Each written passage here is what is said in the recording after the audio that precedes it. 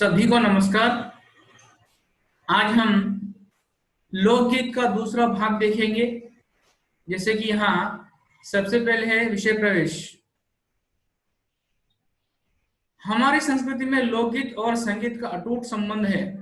मनोरंजन की दुनिया में आज भी लोकगीतों का महत्वपूर्ण स्थान है। गीत संगीत के बिना हमारा मन रसा से नीरस हो जाता है। प्रस्तुत निबंध में भारतीय लोकगीत का वर्णन बड़े ही सुंदर ढंग से किया गया है। देखिए, हमारे संस्कृति में यानी भारतीय संस्कृति में लोकगीत और संगीत इन दोनों का अटूट संबंध है। अटूट यानी जिसे हम तोड़ नहीं सकते।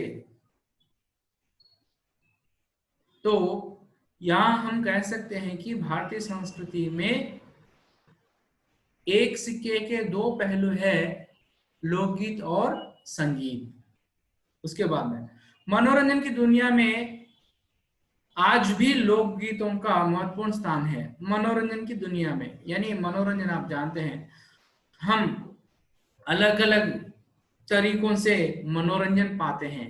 तो उस मनोरंजन की दुनिया में लोकगीतों का महत्वपूर्ण स्थान है, यह तो हम जानते ही हैं। गीत संगीत के बिना हमारा मन रसा से निरसा हो जाता है। यानी अगर हमारे जीवन में गीत और संगीत न हो तो हमारा मन नीरस हो जाता है। और प्रस्तुत निबंध में यानी यहाँ जो निबंध दिया गया है, इस निबंध में भारतीय लोकगीतों का वर्णन बड़े ही सुंदर ढंग से यानी बहुत अच्छी तरह से लोकगीतों का वर्णन इस निबंध में किया गया है। తెలుగులో చూడండి। विषय प्रवेश। भारतीय संस्कृति में लोकगीत और संगीत का अटूट संबंध है। అంటే మన భారతీయ సంస్కృతిలో జానపద గీతాలు, లోకగీత అనగా జానపద గీతాలు మరియు సంగీతం యొక్క బంధము విడదీయరానిది। అంటే ఈ రెండు కూడా విడదీయలేనటువంటి అంశాలు। ఒకటి లోకగీత్, రెండు అంటే జానపద గీతాలు మరియు సంగీతం, ఈ రెండు కూడా కలిసే ఉంటాయి, కలిసే ఉంటూ వస్తున్నాయి। मनोरंजन की दुनिया में आज भी लोकगीतों का महत्वपूर्ण स्थान है। मनोरंजन అంటే మనోరంజన్ దాన్ని మనం ఇంగ్లీష్ లో ఎంటర్టైన్మెంట్ అంటాం। సో తెలుగులో కూడా మనోరంజనమే। మన మనసుకు ఉల్లాసపరిచే వివిధ రకాలైనటువంటి సాధనాలలో లోకగీత్ కూడా ఒక సాధనము అని చెప్పొచ్చు, లేదా ఒక పద్ధతి అని చెప్పి అనొచ్చు। गीत संगीत के बिना हमारा मन रसा से नीरस हो जाता है। పాటలు తర్వాత సంగీతం లేకపోతే మన మనస్సు నీరసం అయిపోతుంది। అంటే మన మనస్సు చాలా నీరసించిపోతుంది, బాగా నీరసించిపోతుంది అని అర్థం। प्रस्तुत निबंध में भारतीय लोकगीत का वर्णन बड़े ही सुंदर ढंग से किया गया है। ప్రస్తుతం మనకి ఇచ్చినటువంటి ఈ నిబంధనలో, ఈ వ్యాసంలో భారతీయ జానపద గీతాల యొక్క వర్ణన ఎంతో అద్భుతంగా చేయబడినది। अब पाठ देखिए। लोकगीत अपनी लोच, ताजगी और लोकप्रियता में शास्त्रीय संगीत से भिन्न हैं। लोकगीत सीधे जनता के संगीत हैं। घर, गांव और नगर की जनता के गीत हैं ये। इनके लिए साधना की जरूरत नहीं होती। त्योहारों और विशेष अवसरों पर ये गाए जाते हैं। सदा से ये गाए जाते रहें और इनके रचने वाले भी अधिकतर गांव के लोग ही हैं। स्त्रियों ने भी इनकी रचना में विशेष भाग लिया है। ये गीत बाजों की मदद के बिना ही या साधारण ढोलक, झांझ, करताल, बांसुरी आदि की मदद से गाए जाते हैं।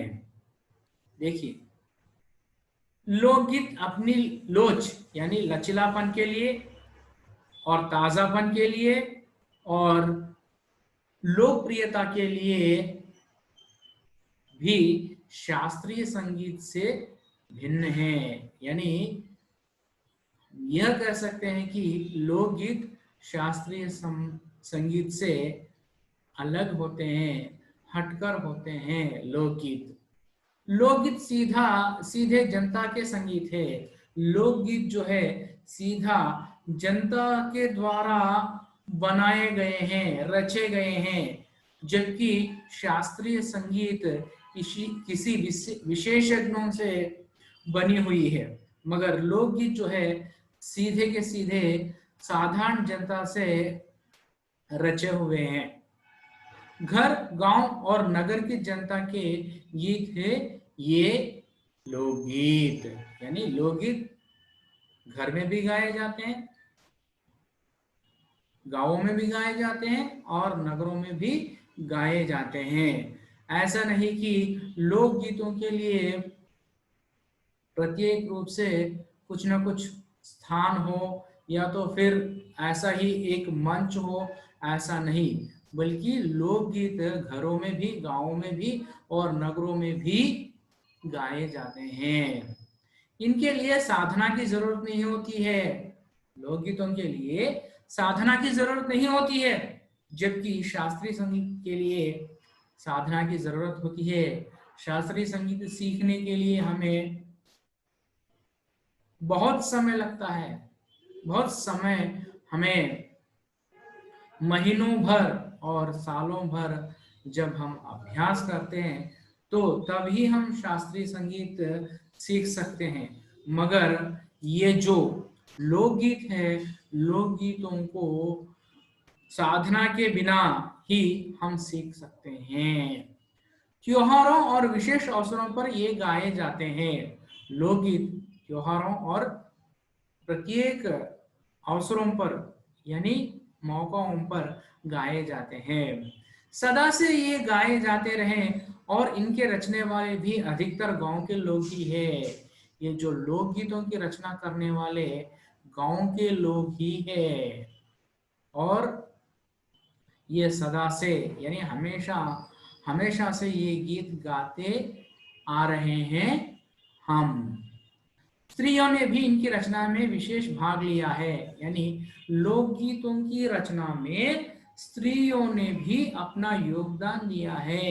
यानी लोकगीतों के निर्माण में स्त्रियों ने भी अपना योगदान देकर ये गानों की रचना की है, यानी गीतों की रचना की है। ये गीत बाजों की मदद के बिना ही साधारण ढोलक, झांझ, करताल, बांसुरी आदि की मदद से गाए जाते हैं।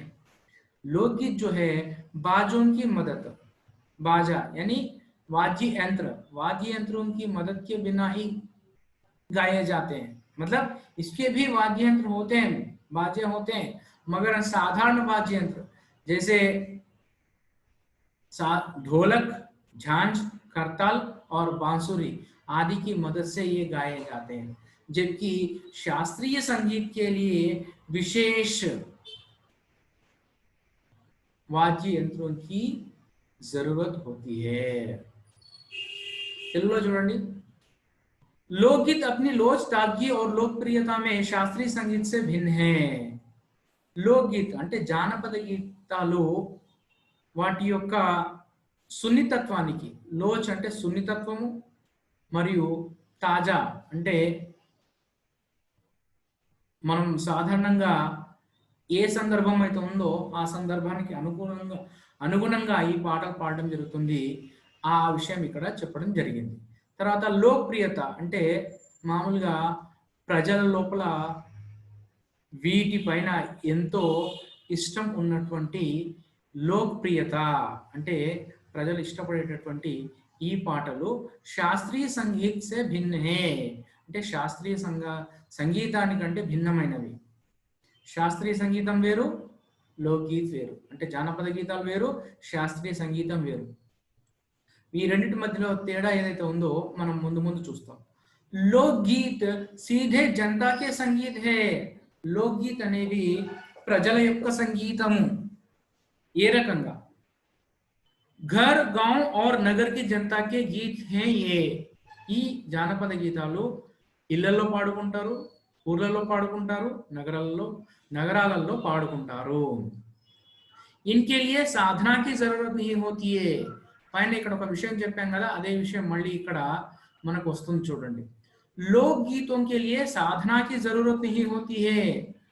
జానపద గీతాలకు జానపద గీతాలు నేర్చుకోవడానికి మనము సాధన చేయాల్సిన అవసరం లేదు. పాట నేర్చుకుంటే చాలు.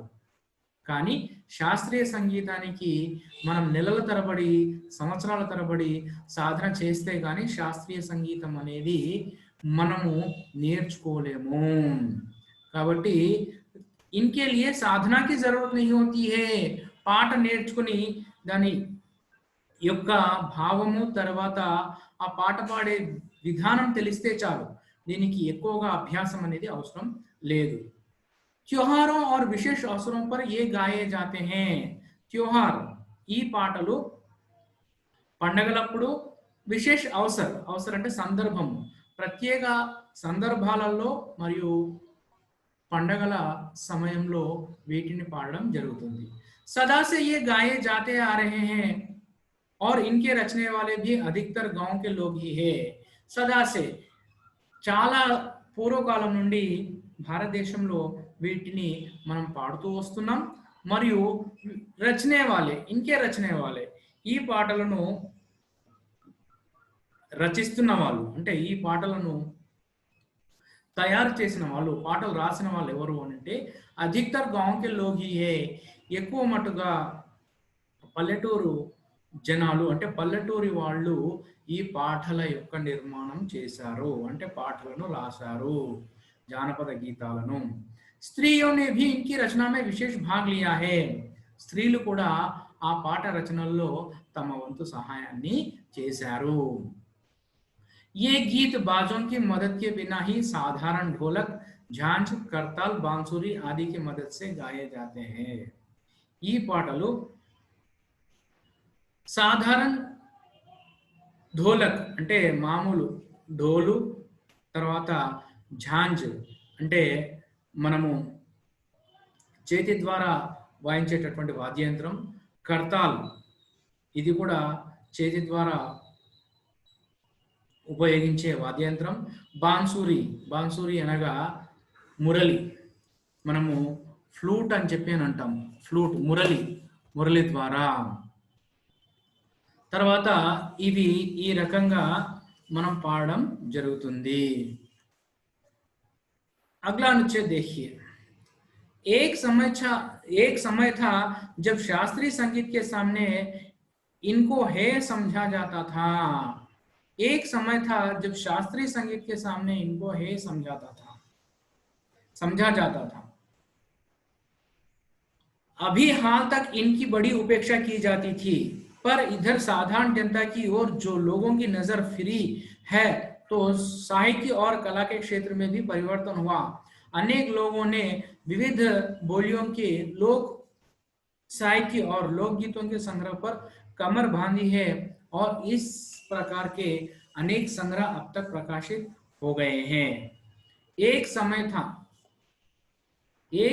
था जब शास्त्रीय संगीत के सामने इनको है समझा जाता था. यानी एक समय में शास्त्रीय संगीत के सामने लोकगीतों को कम माना जाता था, मगर अभी हाल तक इनकी बड़ी उपेक्षा की जाती थी.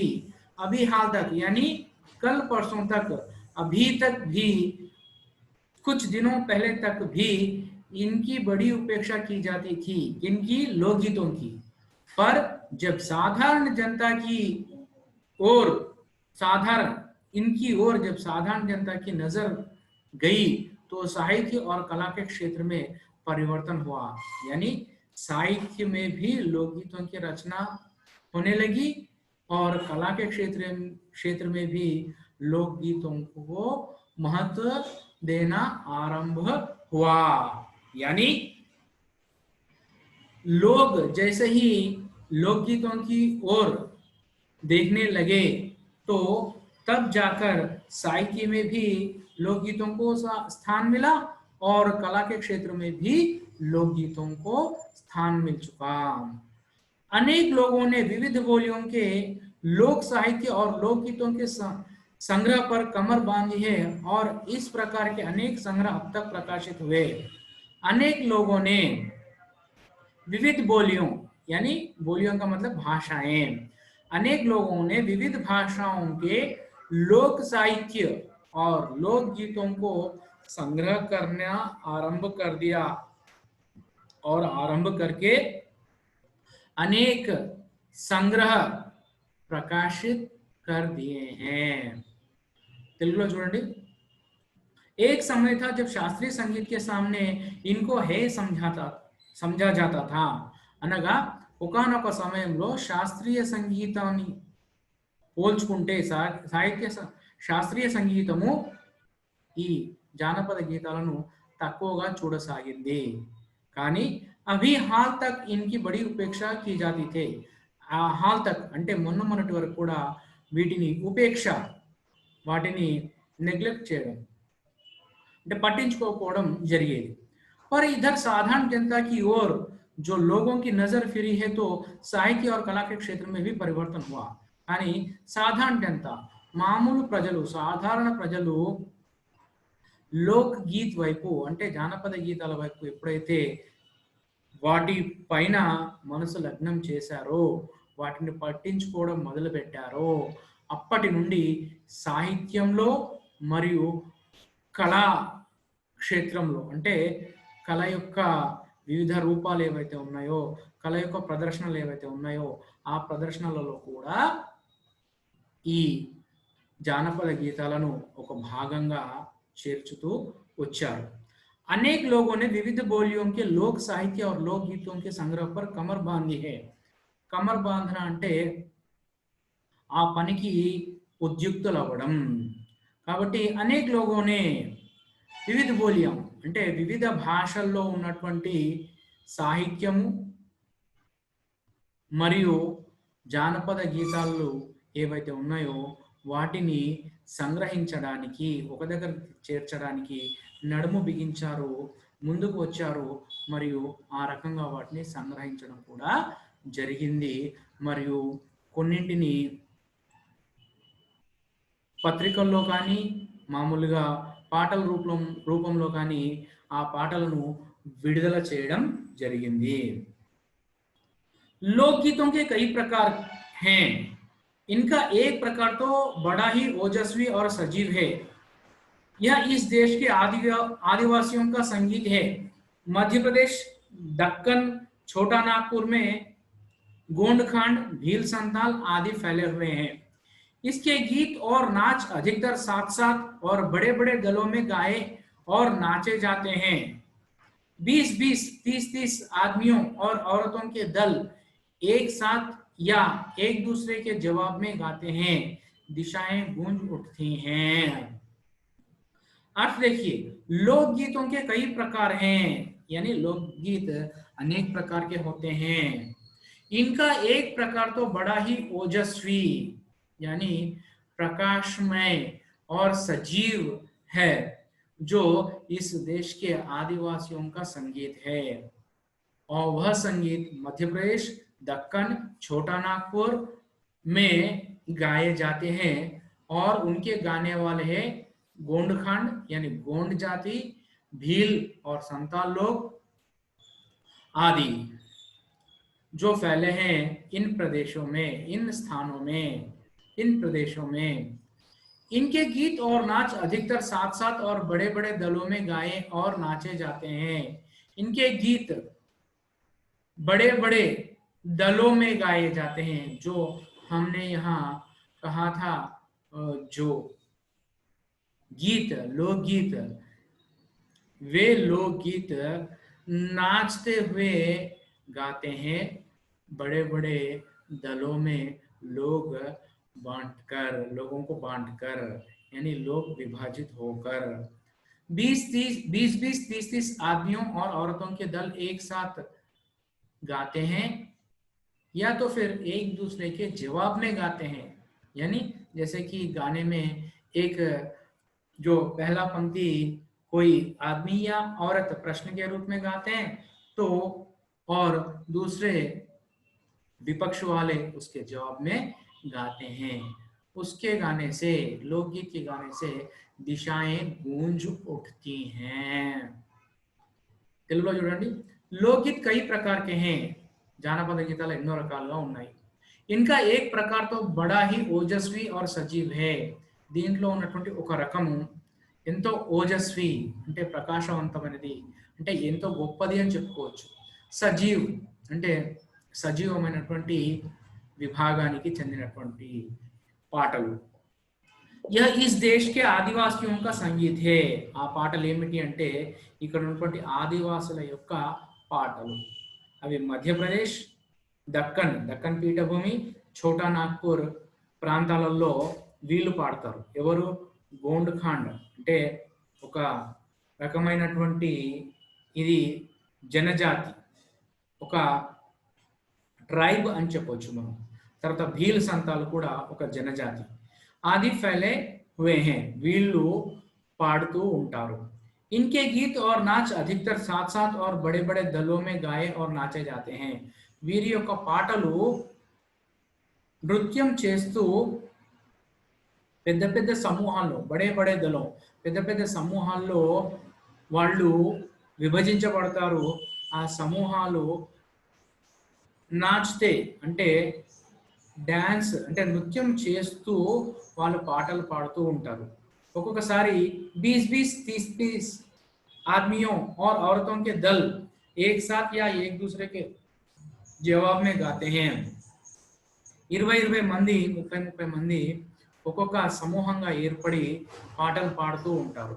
ఇక్కడ జవాబ్ మే గాతే హే అంటే ఒక సమూహం వారు పాటలోని మొదటి పంక్తిని, మొదటి లైన్ను వాళ్ళు ప్రశ్నల రూపంలో పాడితే దానికి జవాబు రూపంలో అవతలి వాళ్ళు పాడతారు।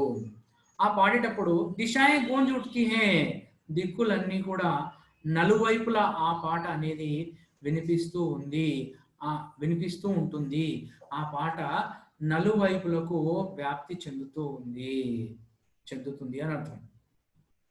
अब अगला जो है देखिए, इनकी भाषा के संबंध में कहा जा चुका है कि ये सभी लोकगीत गांवों और इलाकों की बोलियों में गाए जाते हैं। इसी कारण ये बड़े आह्लादकर और आनंददायक होते हैं। राग तो इन गीतों के आकर्षक होते ही है, इनकी समझी जा सकने वाली भाषा भी इनकी सफलता का कारण है।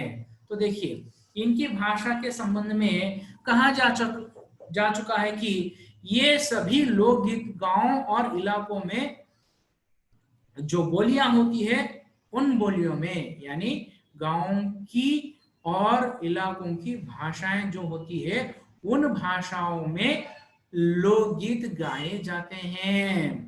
इसी कारण ये बड़े आह्लादकर और आनंददायक होते हैं।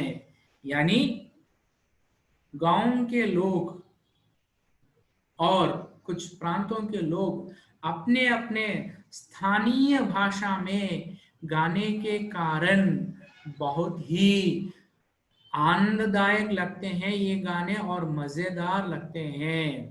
राग तो इन गीतों के आकर्षक होते हैं, यानी इनके गीतों के जो राग होते हैं बहुत ही आकर्षक होते हैं। और इन गीतों का जो सफलता है उसका कारण है कि साधारण जनता यानी जो पढ़ा लिखा आदमी भी और जो न पढ़ा लिखा वह आदमी भी इन गानों को, इन गीतों को समझ सकता है। यही इन गीतों का सफलता का रहस्य है। తెలుగులో చూడండి, इनकी भाषा के संबंध कहा जा चुका है कि ये सभी लोकगीत गांवों और इलाकों की बोलियों में गाए जाते हैं। ఈ భాషకు సంబంధించినటువంటి పాటలు అంటే ఈ పాటలు స్థానియ భాషల్లో ఏ ఊర్లో అయితే పాడతారో ఆ ఊరి భాష, ఏ ప్రాంతంలో ఏ ప్రాంతంలో అయితే పాడతారో ఆ ప్రాంతం యొక్క స్థానియ భాషలో ఉండడం ఈ పాటల యొక్క మంచి ఒక గుణముగా పేర్కొనవచ్చును। इसी कारण ये बड़े ఆహ్లాదకర और ఆనందదాయక होते हैं స్థానియ భాషల్లో పాడడం వల్ల ప్రజలు త్వరగా అర్థం చేసుకుంటారు ఆ రకంగా అర్థం చేసుకోవడం వల్ల ఇవి ప్రజల్లో చాలా పేరు ప్రఖ్యాతులు గాంచినాయి ఎక్కువగా పేరు ప్రఖ్యాతులను గాంచినాయి राग तो इन गीतों के आकर्षक होते हैं రాగము ఎంతో ఆకర్షించేదిగా ఉంటుంది ఈ గీతాల యొక్క రాగము इनकी समझी जा सकने वाली भाषा भी इनकी सफलता का कारण है इनकी समझी जाने वाली భాష అంటే ఈ పాటలు ఇంత ఎక్కువగా ప్రజల్లో విస్తరించడానికి కారణం ఏమిటి అంటే ఈ పాటల యొక్క భాష ఏదైతే ఉందో ఈ భాష ప్రతి ఒక్కరూ అర్థం చేసుకునే విధంగా ఉంటుంది కాబట్టి ఈ పాటలు అనేవి ప్రజల్లో బాగా విస్తరించాయి ధన్యవాదాలు